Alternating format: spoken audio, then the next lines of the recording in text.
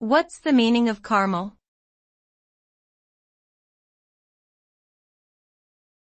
Carmel.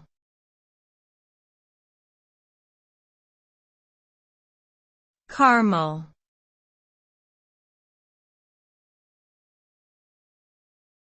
Carmel.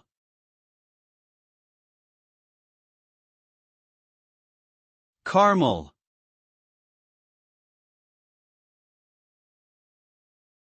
Carmel is a name that has both Hebrew and Latin origins.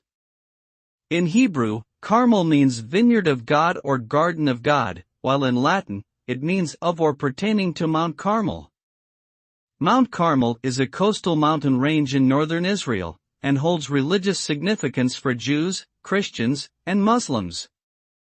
The name Carmel can also be used as a first name for girls.